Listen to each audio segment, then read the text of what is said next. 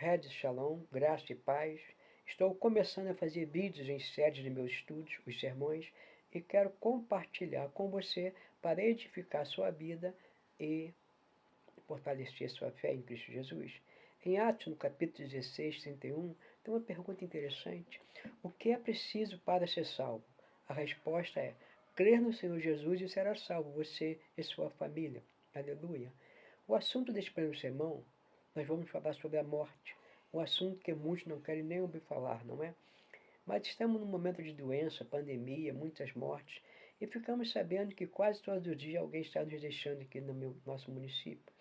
Nesse último Natal, passei com minha sogra e cunhadas, que perdeu 3 filhos sucessivamente. O filho mais novo até tentou fazer um churrasquinho, mas aquele esfriou e ninguém comeu. Minhas ex-cunhadas, bem-sucedidas, arrumou um bico no Mercado Livre para ocupar o tempo, um vazio existencial. Meu amigo, o tema A Morte Não é o Fim, baseado no capítulo 11, depois você pode ler todo o capítulo. Neste capítulo relata a morte da família de Lázaro, um amigo de Jesus. E eu quero confortar você para esse momento. O que é a morte? Cessação da vida, um assunto desagradável, mas que todos irão passar.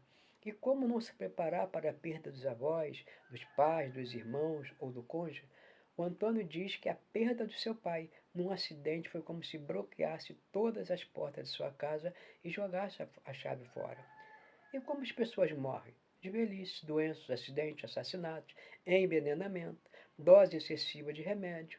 Pessoas que têm tanto medo de morrer que começam a tomar remédio descontroladamente. Também não se mate pelos vícios, cigarro, drogas. Preste atenção.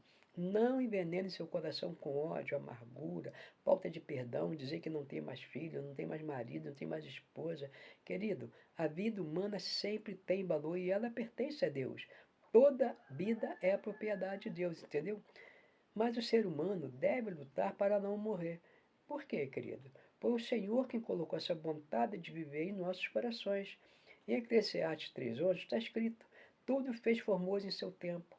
Também pôs o mundo, quer dizer, a eternidade no coração deles, em que o homem possa descobrir a obra que Deus fez desde o princípio até o fim. Querido, tudo tem um propósito.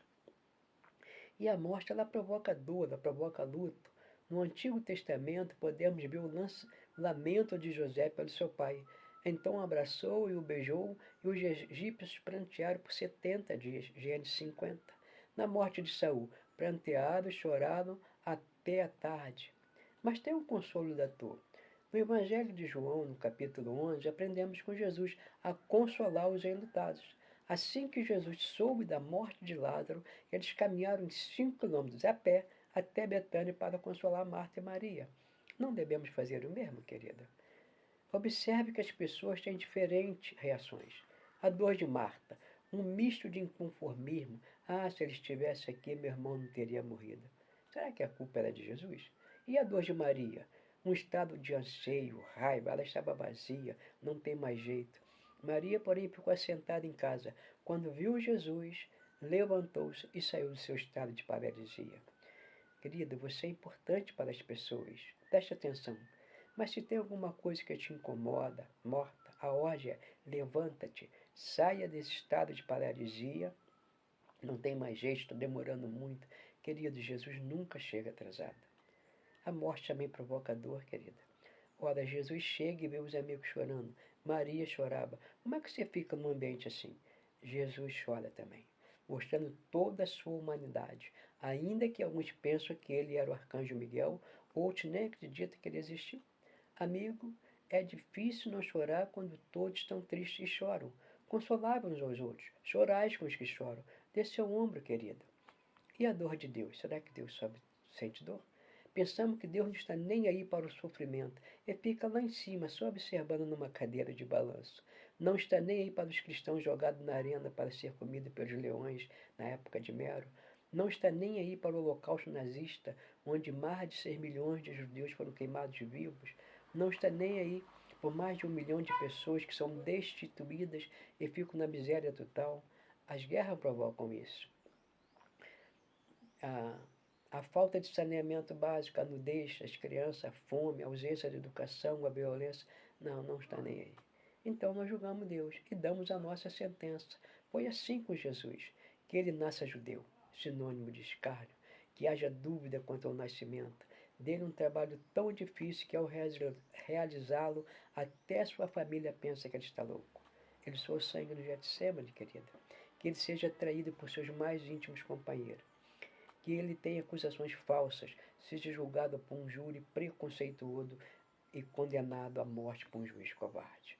Que ele seja torturado e finalmente que ele conheça o terrível sentimento de estar sozinho. Então que ele morra. Que ele morra de tal forma que não haja dúvida que ele morreu. Que uma grande multidão de testemunha comprove que ele morreu. E a dor de Deus? Querido, o próprio Pai estava na cruz, João 14:9. Quem vê a mim, vê o Pai, disse Jesus. E complementa em João 14:30. Ele diz, eu e o Pai somos um. Entendeu? A morte, querido, é apenas uma passagem para a vida eterna, aos que creem na promessa, João 6:40.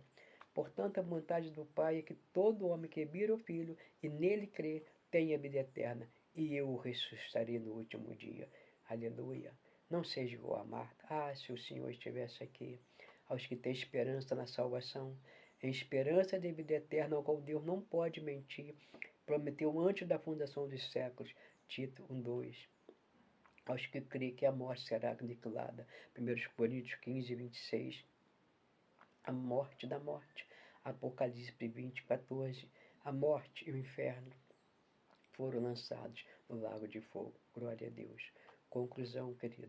Eu quero concluir esse vídeo fazendo uma pergunta. Você entendeu que a morte chega para todos, mas para cristãos a morte já foi vencida na cruz, na ressurreição de Cristo. A morte foi aniquilada, destruída. A certeza do ritual da cruz vem dos testemunhos de pessoas que viram Cristo pessoalmente crucificado no Gólgota. Eu também estive lá e vi um monte, o Gólgota, que parece uma caveira. Que o Senhor os abençoe.